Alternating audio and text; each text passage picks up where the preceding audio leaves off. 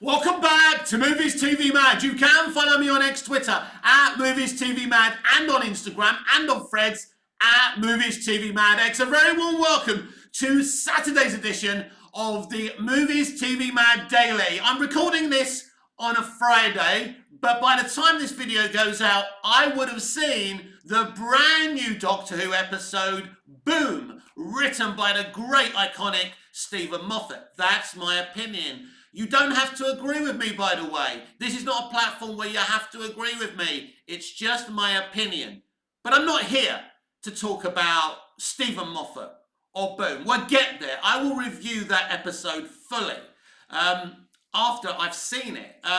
As I say, by the time this video goes out, I would have seen it. I want to talk about the Doctor Who companion.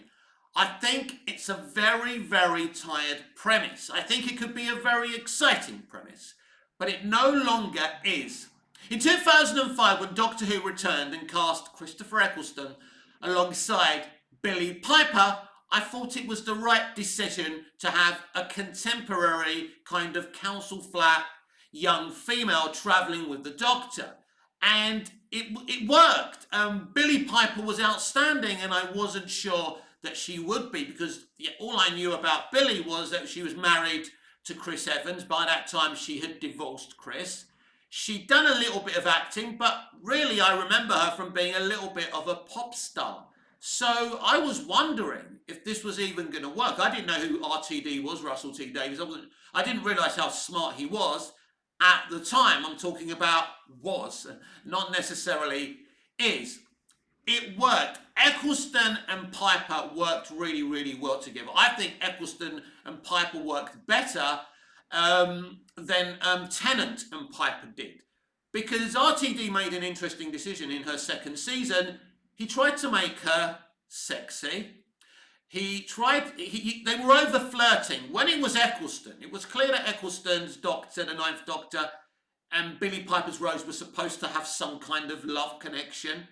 But it wasn't so blatant, it wasn't so obvious. I mean, Tennant and Piper were playing it, and obviously told to play it, like they just wanted to rip each other's clothes off and do it up against the TARDIS console. Or that's how it seemed to me. There was a lot of sexual tension between them, and I didn't like it. And I didn't really like Rose in the second series. I preferred Rose in the first season of New Who. But it was fresh. We met Jackie, the best companion mother parent of all time. We met Pete Tyler, Rose's sometimes dead dad. And it worked. It was brilliant. Basically Rose's entourage was absolutely fantastic. And we grew to care for Rose. And it was brilliant.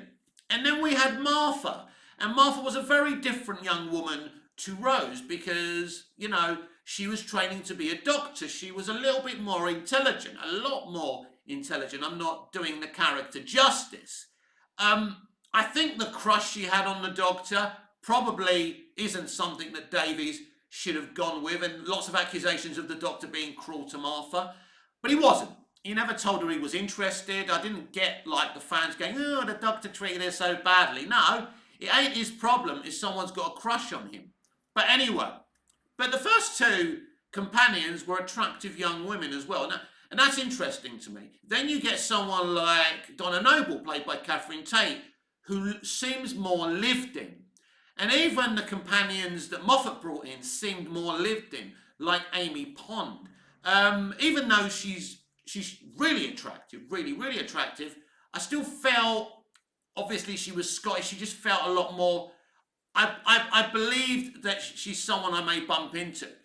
And to be fair, Billie Piper's Rose did act very, very working class, and that worked, and that was very relatable as well. And Clara Oswald, I mean Jenna Coleman, stunning woman, really good actor, but stunning woman as well. I think, look, I didn't like Chibnall's companions because they were underdeveloped. It's not the actor's fault. But Yaz, Graham and Ryan all looked very, very lived in at the very least. They weren't glamorous companions. And if he did the donkey work instead of, in terms of the character development, I think we could have had 3 really good companions. Some people saying 3 companions doesn't work. It's clear he brought in three characters so he could have a white guy, a black guy, and an Indian young woman. And I think that's why there's three companions. People saying he did it because Classic Who used to do it. I don't think that's actually why he did it. We've got to tick every box. But that's not the reason those companions didn't work. It can work if you inject some personality within them.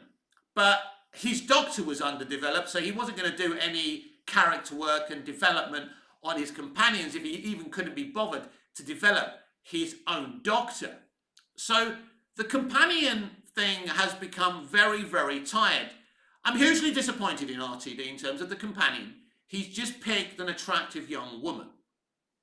I like Millie Gibson. As you all know, when I did a live and heard she was being cast, I punched the air. I was very, very happy.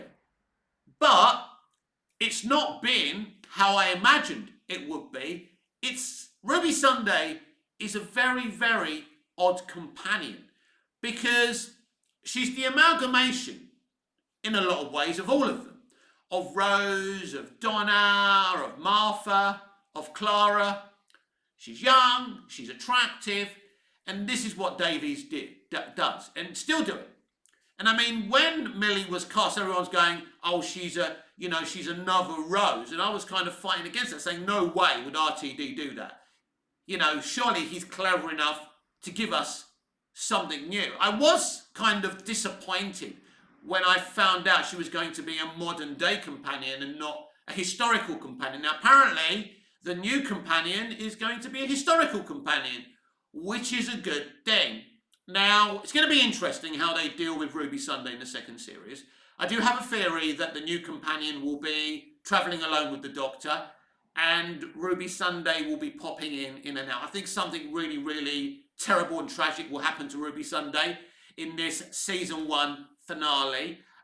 Could be wrong, but that's what I think, because they've denied all the rumours that she's a bit part in season 2. I think she's a bit part, and I think she comes in and out. It'll be interesting whether I'm right or wrong there. So I'm happy at the very least that this new companion, hopefully, will be a historical companion. It's something that Doctor Who has been crying out for. She could be an alien, she could be anything. I've been crying out for an alien. I've been crying out for anything different. But this whole vibe, because she's yet another young, attractive companion, actress, actor, however these people want to be addressed these days, I'm lost. I'm lost. Is it actress? Is it actor? Whatever, right? I'll respect what you want to be titled as. Anyway, we're not here to talk about that. Thank God. But yes, the companion is a tired premise. I'm bored of it. Am I bored of the type of companion they're using? Or am I bored of the companion full stop? Well, a few videos ago, I spoke about what I would do with a companion. My idea would be a mother and daughter, and the mother is dying, and the Doctor makes an impossible promise to save the mother, find the cure for this intergalactic virus disease. And the mother dies, and we see the evolution of this young woman as she grows bitterly angry and frustrated with the Doctor for not saving her mother. And I think that's interesting. Maybe you've heard me describe it, maybe you think it's rubbish, but I think it's at least an interesting, different way to go at the companion thing. And I think there's lots of different, more interesting ways to go at the companion thing. I am so bored of the young, attractive, contemporary, modern day woman. It's been done, and it's been done again. But despite me being so bored with it, at least try and make it interesting. He's not even trying with Ruby Sunday. In the church on Ruby Road, she bumps into these CGI little creatures, doesn't she? She's not even fazed. She's not going, fuck me! These are weird little creatures. She's talking to them like she's just spoken to Mark Kettle down the local supermarket. It doesn't make any sense. Does it make sense to you? Comments down below. Let me know if you kind of thought, this is actually very, very strange. She doesn't seem fazed by the Doctor. She doesn't seem fazed in what she's going through.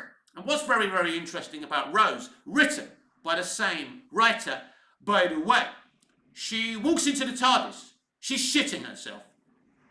Are you an alien? Yeah. Is that okay? Yeah. But she's scared.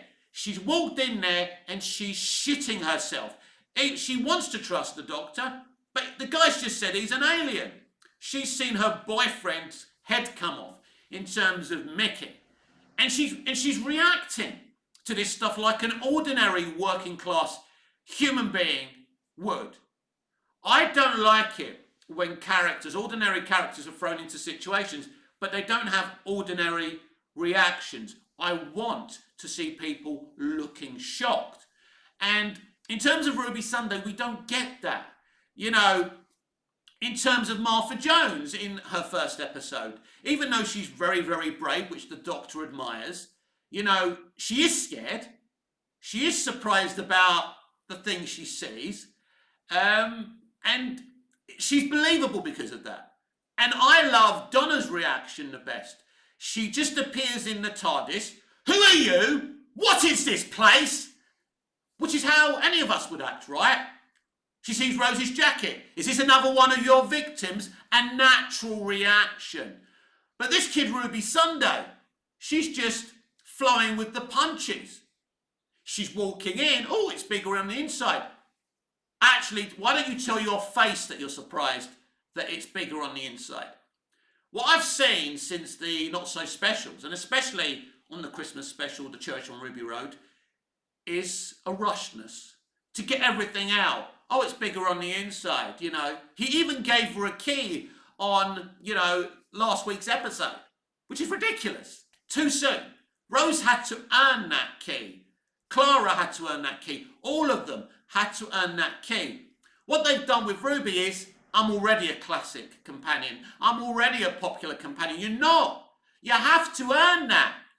And she's not. This is not on Millie. This is not Millie's fault. And what's stunning to me is I've been watching Millie Gibson since she was about that high. She's done lots of stuff. And I followed her on Coronation Street. She gave some compelling performances. But you can't expect an actor to give those performances without the correct writing, without the directors doing their due diligence. You know, Coronation Street has about 4 episodes a week. They have to rush to do it, but still the performances are there. That's one of my respect for, you know, people making soaps, actors, you know, the crew, the directors, everything, because they're making those things at 100 miles per hour, and you can't tell. But with RTD2, it tells that they're rushing to the finish line, and the writing is being rushed as well. You can tell there's no fault, there's no feeling in it. She's just saying all the stuff that the other companions are saying, but she just feels like she's not fazed by any of it. And it's really strange. Oh, I want to go to the 60s and see the Beatles. Okay. She's not really acting. It's just weird. And normally I would say, before I saw the Not So Specials, I'd say, maybe this is part of the story. Maybe this is RTD being clever. Because he used to be a clever writer. But it's clear to me, because he didn't even give us a satisfying answer why the Doctor came back as David Tennant, even though it's supposed to be another version of the Doctor, the 14th Doctor. A beta male Doctor that's pushed around. He's not the Doctor, he's not the 10th Doctor that we love, the alpha male Doctor, because you're not allowed. It's against the law. It's against these extremist laws now, and rules and regulations, to be an alpha male. Apparently, that's a bad thing. It's fine to be an alpha female, though, isn't it? But here's the thing. Amy Pond was an alpha female. Ruby Sunday, well, I've said this to you lot before. I'm wondering who she is. No, you misunderstand me. I don't give a shit about the mystery box. Who is she? What's her favourite colour? What's her favourite food? What gets her up in the morning? I don't know.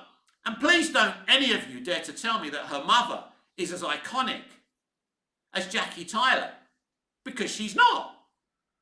Jackie Tyler, as I say, is the best Doctor Who family member there ever was. I thought he did a shit lazy job in developing Martha's family. I mean, he did a little bit more work on Martha's mother, but the rest of them were like extras. Although I've always fancied the woman who played her sister. Oh, yeah. Anyway. Distracted again, sexualizing women. Naughty, naughty, naughty. I love it!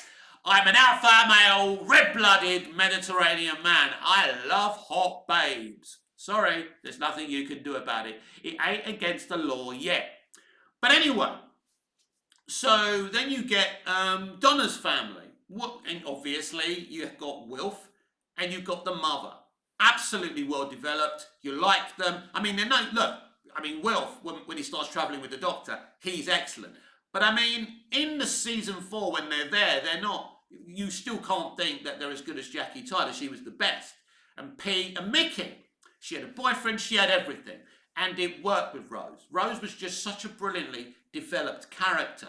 She had a brilliant developed family. We had a brilliant developed Doctor. It all worked. He did his due diligence. He wanted to be there. I don't feel that RTD wants to be there. I don't know why he's there. And as I said yesterday, I'm hugely suspicious about Moffat just turning up. And when I heard he was doing Boom, I kind of thought, okay, he's doing an episode. No big deal, even though he denied that Doctor Who even needed him. Oh boy, does Doctor Who need something. Let's hope this is not a situation where he hasn't written a good episode. This really needs, Boom is Doctor Who's last chance, really, to get some people behind it. Because right now, I think even the shills and the applauding sills are saying, nah. People will drop out. They already dropped out from episode 1 to episode 2. Because they gave, those 4 not so specials were not good. And people came back, for the series, thought, all right, let's give him a chance. Maybe he's going to do something. And he hasn't. It's as simple as that. But what Ruby Sunday reminds me of is what a tired format The Companion is. I've said there are exciting ways to inject some life and some excitement into the Doctor Who Companion. But I don't think it's beyond the realms of possibility, if I was running Doctor Who, that I would, I would definitely consider scrapping the Companion. Because the Doctor can go on adventures with people he meets on his adventures. He doesn't have to have a companion. You can have a recurring character that he keeps on bumping into, whether he goes to the past or the future. But they're not travelling with him. That would be a kind of exciting premise as well. But so I don't think it's beyond the realms of possibility that you do away with the Companion. We always hear idiots complaining about the Master or the Daleks or the Cybermen. They're more than happy to give them a rest. But why, and people really think the Companion is an integral part of Doctor Who. No, it's something that's always been there, but all you need is the TARDIS and the Doctor. As long as the adventures are interesting, you could go back to doing 2 or 3, 4-parters. So he's got a cast of people there, or she, or whoever they cast. Don't want to offend anyone, right? But yeah, you don't necessarily need the Companion, in my opinion. So it would, if I was running it, it would be something I might give a rest, because I think it's tired. Or at the very least, this young, attractive girl concept is tired. I'll be honest with you, I'm hugely shocked that RTD brought in a modern-day, attractive young companion, considering the environment and atmosphere we're in today. Maybe. And people may scream at me for this. Maybe it should have been a guy. Maybe it should, maybe it could have been a gay guy. I know people would get angry at that, but at least at least it kind of might be interesting. People might say, oh, it's a gay character, it's woke, blah, blah, blah. But if you've got a gay Doctor, and I'm assuming Ncuti's Doctor is gay, I think he said he's gay, I don't know. I'm lost by this point. But it's not necessarily about having a gay Doctor, or having a straight Doctor, or having a female Doctor, or a male Doctor, whatever. Let me say that again. It's not about having, I got a bit mixed up there. It's not about having a gay companion, or a white companion, or a black companion, or a male or female companion. It's it being interesting. You have to inject life into them. This companion, Graham, Ryan, Yaz, had no life injected within them. And I think that's the real problem. And when I first reviewed the Church on Ruby Road, if you remember, go and check it out here on my channel if you've forgotten. But I said she's like the empty vase in that poem in Friends. Do you remember it? She's empty. There's nothing there. So you can keep on going on about this mystery box. Oh, who is she? Is she Susan? Is she, is she Angie Watts? I don't bloody know. And you know what? It's piqued my interest a little bit. But like when it was Clara, I was interested. I'll be honest. And Moffat did it really, really well. But isn't this a less interesting Clara? I think so. Because Clara worked for me. Jenna Coleman, the writing, the chemistry with Matt Smith and Peter Capaldi. She was a great companion. I was, at the very least, interested in her character. A lot of people said she was just a mystery box. She wasn't interesting. I think she was very interesting. I think that Clara was a very good, interesting character. And she worked. And I think the more we saw her in the show, the more we cared about her. But it is a tired format, the companion format. There's no question about that.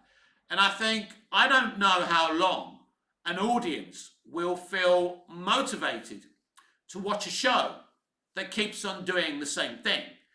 Because yes, the Doctor has a I can't get my words out. Doctor Who has a premise.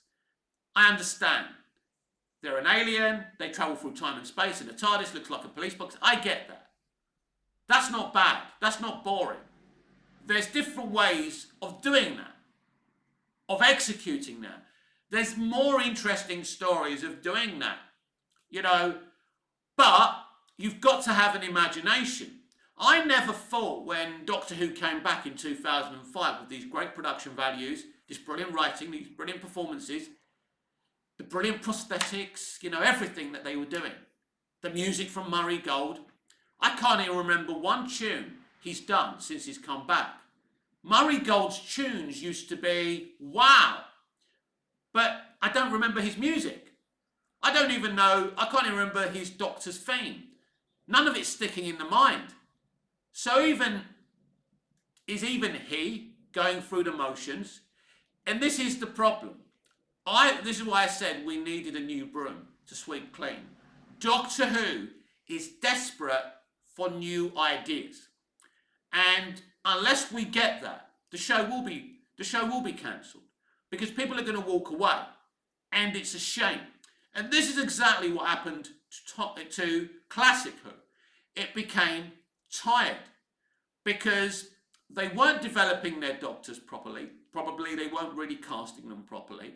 They weren't, and I think when Michael Gray cancelled it, he made a great point. You've got Star Trek, you've got these great American sci-fi shows. But I don't think the issue with Classic Who was, as it was coming to its end, was the fact that it was filmed in a cupboard or the production values were cheap. I think it was the writing. It was the way the stories were being done. Because Doctor Who had always been cheap in terms of Classic Who. But if you're not being creative, and I think at the very least, Ace as a companion was interesting. Unfortunately, it wasn't enough to keep the show going, but she was the best thing from the McCoy era, as far as I'm concerned. So you've got an era of Doctor Who now with Disney money.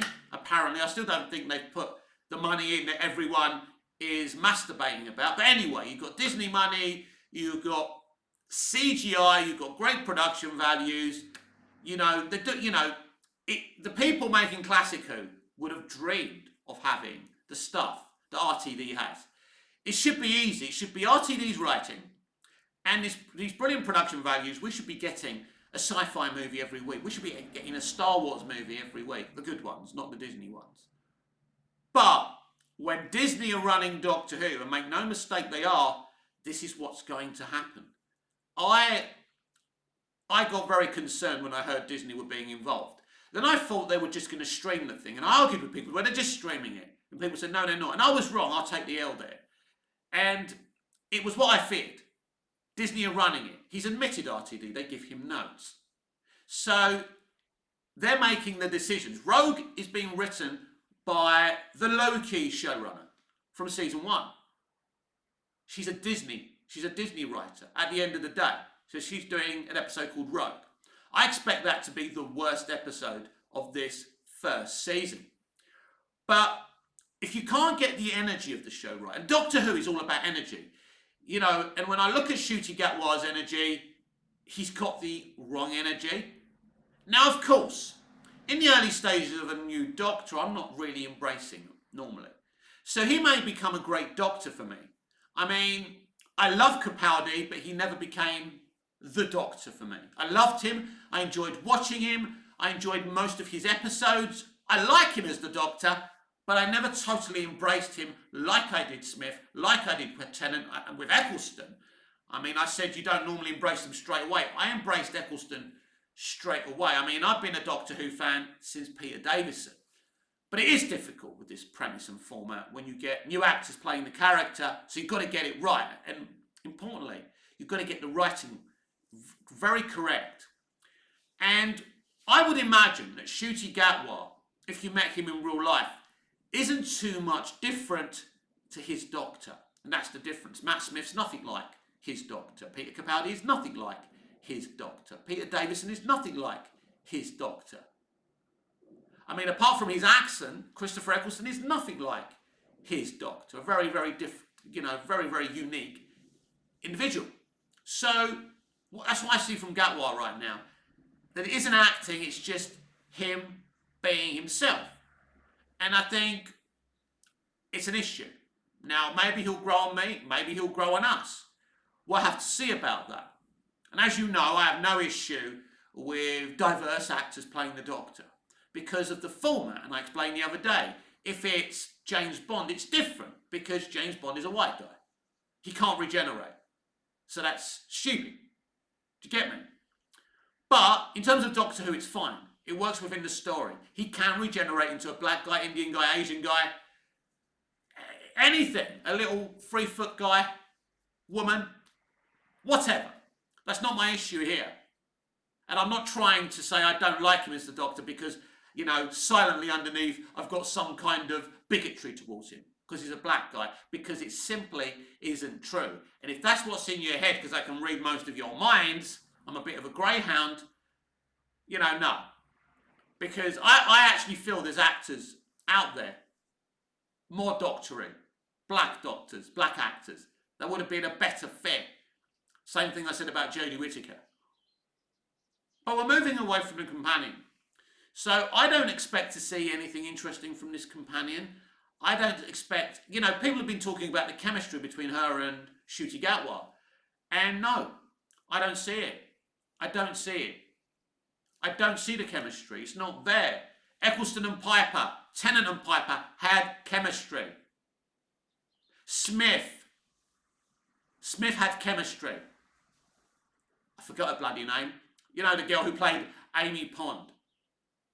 You know, they had chemistry. Rory, you know, that with Arthur Darvill. Matt and Arthur Darvill. Karen Gillan. That's it. I mean, she's another hottie, isn't she, Karen? Woo! But anyway, sorry, Kaz. But yeah, they had great chemistry between each other. And Capaldi's companions had great chemistry, considering that Capaldi had inherited Jenna Coleman from Matt Smith's era. She wasn't cast to be his companion, although maybe Moffat was clever enough to see if maybe he knew Capaldi was coming when he cast her. Who knows? But they had chemistry. Bill and Capaldi's Doctor had great chemistry as well. But when you look at the 3 companions Jodie had, no chemistry whatsoever. When you look, you know, at the chemistry between, you know, Millie Gibson and Ncuti Gatwa, for me personally, it's simply not there.